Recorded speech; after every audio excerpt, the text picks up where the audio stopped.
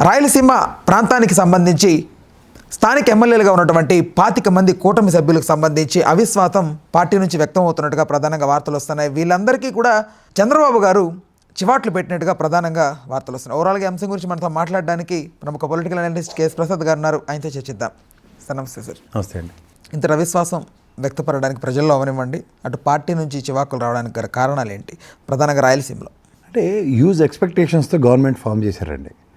అంటే 6 promises along with నవరత్నాలు అన్న ఎష్యూరెన్స్తో ప్రజల దగ్గరికి వెళ్ళి ఓట్లు సంపాదించుకున్నారు, గెలిచారు, ప్రభుత్వ స్థాపన జరిగింది. సంవత్సరం గడిచిపోయింది, నవరత్నాలకి దిక్కులేదు. నవరత్నాలకి ప్యారల్గా వీళ్ళు చెప్పిన 6 ప్రామిసెస్ కూడా ఫుల్ఫిల్మెంట్లో హ్యూజ్ వ్యాక్యూమ్ ఉంది. సో దీంట్లో ఏమవుతుందంటే స్థానికంగా అందులో ఫస్ట్ టైమర్స్ చాలా ఎక్కువ మంది ఉన్నారు. రాయలసీమనండి, కొంత ప్రాంతాల నుంచి కొత్తగా గెలిచిన ఎమ్మెల్యేలు ఎవరైతే ఫస్ట్ టైం గెలిచిన వాళ్ళ అనుభవ రాహిత్యం అండ్ ఓవరాల్గా పార్టీ లైన్ని అడాప్ట్ చేసుకుని దాంతో ముందుకెళ్ళడంలో తెకమకలు పడుతున్నారు. అంచేత తీవ్రంగా పార్టీ నుంచి బొంబార్డింగ్ జరుగుతుంది వీళ్ళకి. దానికి తోడు ఏంటంటే ఒక డైరెక్షన్ అన్నది ఉంటుంది, గౌరవ ముఖ్యమంత్రి గారి డైరెక్షన్ ఒకటి, ఇంకో క్యాబినెట్ హోదా మంత్రి బంధాలు బంధుత్వాలు అన్న దాంట్లో ఒక డైరెక్షన్ నడుస్తుంది. 2 డైరెక్షన్ అంటే శల్య సారథ్యమే కదా. శల్య సారథ్యంలో లాస్ట్కి జరిగే డ్యామేజ్ ఎలా ఉంటుంది? అది ఎక్కువగా ఫస్ట్ టైమర్స్ చంద్రబాబు గారి నుంచి బొంబార్డింగ్ తీసుకుంటున్నారు. ఆ ఫ్రిక్షన్లో ఏమవుతుందంటే ఎవడు ఫ్రస్ట్రేషన్ వీళ్ళు ఫ్రస్ట్రేషన్ తీర్చుకోలేని స్థితి, ఆయన ఫ్రస్ట్రేట్ అయ్యి ఆయన తోలు తీసేసే ఛాన్స్ వస్తున్నాయి వాళ్ళకి. సో దానివల్ల ఏమవుతుందంటే ఓవరాల్గా పార్టీ పరంగా ఎంతవరకు లీడ్ అవుతుంది అన్నది ఇప్పుడు కాదు, కానీ నెక్స్ట్ ఎలక్షన్స్కి చాలా హ్యూజ్గా అట్రిబ్యూట్ అవుతుంది. ఇది ప్రజెంట్ కనబడదు అది, ఎందుకంటే అధికారంలో ఉన్నారు కాబట్టి ఏం చేసినా అన్న టైప్లో ఉంటుంది.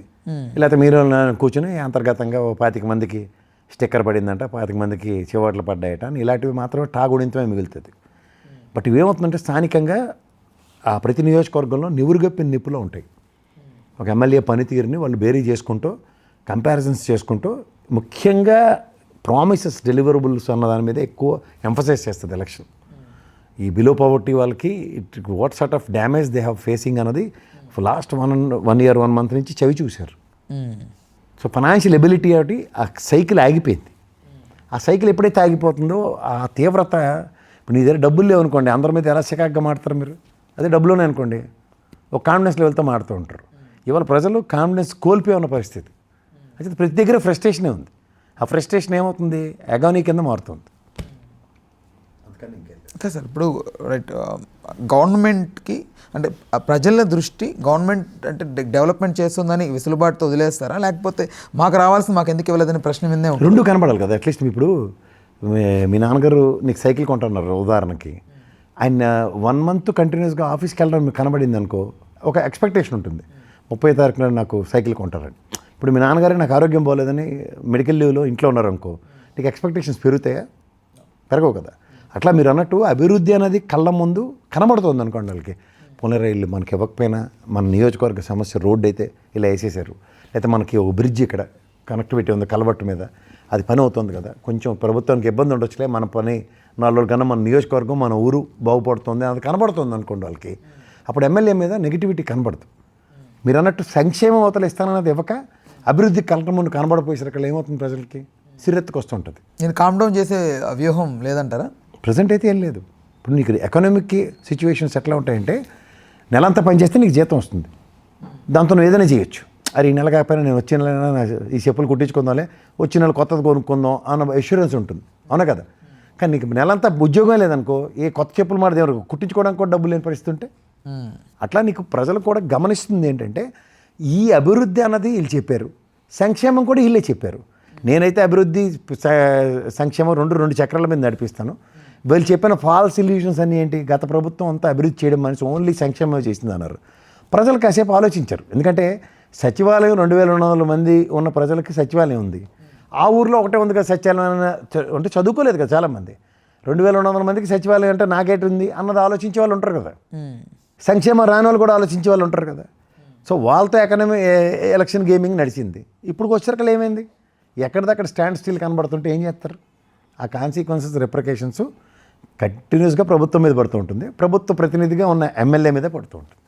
అదే స్థానికంగా ఉంటున్న నెగిటివిటీ. మరి చాలా వరకు ఏం మాట వినిపిస్తుందంటే టీడీపీ వ్యూహం 2014-19కి ఎలా ఉండిందో లాస్ట్ 6 నెలల్లో అన్ని ఇవ్వడం అలాగే ఇక్కడ కూడా అమలవుతోంది ప్రజెంట్ కూడా అనేది మాట్లాడుతున్నారు సార్. అలా కాదండి, మీకు కూరాన్నం పప్పు అన్నం అండ్ పెరుగు అన్నం తింటారన్నది ఎష్యూరెన్స్ ఉందనుకోండి. కూరాన్నం పప్పు అన్నం నీకు 6 నెలల ముందు పెడతాను, ముందు రోజు పెరుగన్నం తిన్నారు అనుకోండి. కూరాన్నం పప్పు అన్నం వల్ల వచ్చే ప్రోటీన్స్ అంటే పప్పు వల్ల వచ్చే ప్రోటీను మీకు పోస్ట్ పోన్ అయినట్టే కదా. ఇవాళ ప్రోటీన్ లేని ఫుడ్ తినట్టే కదా మీరు, అవునా కదా. అలాగే సంక్షేమం అన్నది గత ప్రభుత్వం ప్రూవెన్ ట్రాక్ 98% కంటిన్యూస్గా ఇచ్చిన దగ్గర వీళ్ళు దానికి ఈక్వలెంట్గా ఇంకొంచెం అదనంగా ఇస్తానని చెప్పిన తర్వాత ఇది 6 నెలల ముందు గత 2014-19 ఏం చేసాం అదే పని ఇక్కడ చేస్తామంటే నమ్మి మోసపోయామన్న లోపల బడబాగిని ఉంటుందా ఉండదు వాడికి. అప్పుడు తర్వాత వాళ్ళకి చూపించిన సినిమా అయితే 23 కదా. ఈసారి ఇంకా డౌన్కి వెళ్తుందా అది తర్వాత విషయం. అంటే దాని కాన్సిక్వెన్సెస్ వాళ్ళు అనుభవించారా లేదా. అప్పుడు పాపం వాళ్ళు 6 నెలల ముందు 3 నెలల ముందు పెన్షన్ పెంచారు, 2 నెలల ముందు అలాగే 3 నెలల పాటు నిరుద్యోగ భృతి ఇచ్చారు, పసుపు కుంకుమ ఇచ్చారు. ఇస్తే 33% పడిపోయిన ఎలక్షన్ ఇంకొక 6.5% పెరిగింది వాళ్ళకి ఎలక్షన్, కేవలం 6.5%. అదే దగ్గర 40%కి వచ్చింది, 39.5%, 40% అని చెప్తున్నాం.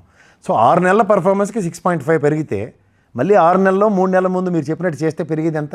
మహా అయితే 10 వరకు వెళ్తుందేమో. అది కరెక్ట్. సో 10 వరకు పెరిగితే ఒరిజినల్ డ్యామేజ్ అయినట్టే కదా.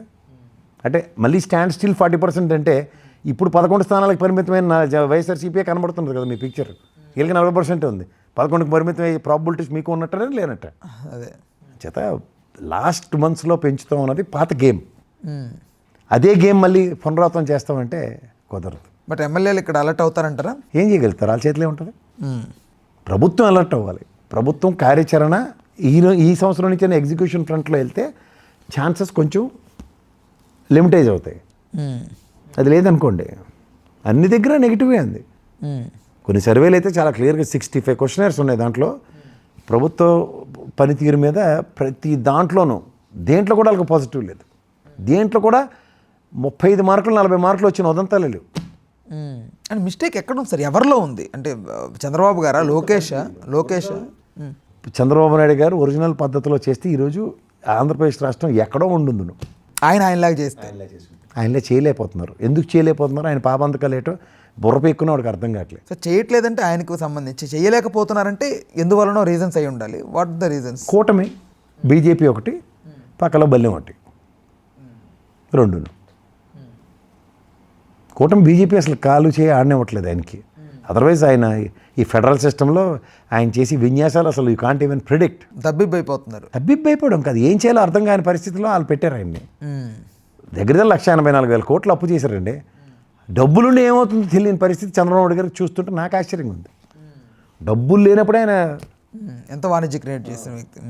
అట్లాగే చెప్తున్నాం కదా, original functioning of Chandrababu Naidu గారు కనబడినప్పుడు కనబడిన చంద్రబాబు నాయుడు గారి కింద గవర్నమెంట్ ఎగ్జిక్యూట్ అవుతుంది. కనబడిన చంద్రబాబు నాయుడు అంటే కనిపించే చంద్రబాబు నాయుడు గారి వల్లనే అద్భుతాలు జరుగుతాయి. ఆయన షాడో ముఖ్యమంత్రిగా అభివర్ణించబడితే ఇంపాసిబుల్. పూర్వ వైభవం రాదంటారా ఆంధ్రప్రదేశ్కి? ఆయన షాడో ముఖ్యమంత్రి కాదని ఆయన జూలు విధిలించి ఆయన పని ఏం చేస్తే అప్పుడు కథ వేరు. రాష్ట్ర విభజన తర్వాత ఆంధ్ర ప్రజలకు కలగా మిగిలిపోయింది సార్ అమరావతి కానీ, లేకపోతే రాష్ట్ర డెవలప్ అయ్యి ఒక క్యాపిటల్ ఉండడం అనేది. బట్ దీనికి ఎక్కడ కూడా అసలు పడడం లేదు. అంటే ఇప్పుడు ఒకటి తెలుసండి, ఇక్కడ నిప్పులు ఇందులో చేపెడితే కాలుతుంది అన్నది నాకన్నా ముందు మా నాన్నగారికి తెలుసు. ఆయన చెప్తూ ఉంటాడు నిప్పులు చేపెట్టకరా అని. అలా చంద్రబాబు గారికి తెలిసి నిప్పుల్లో ఆయనే చేపెడితే మనం ఏం చేస్తాం?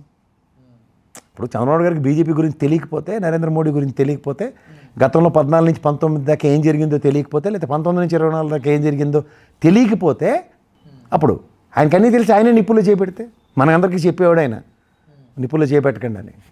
ఆయన నిప్పుల్లో చేపెడితే మనం ఏం చేస్తాం? అది వాళ్ళ రాష్ట్ర పరిస్థితి.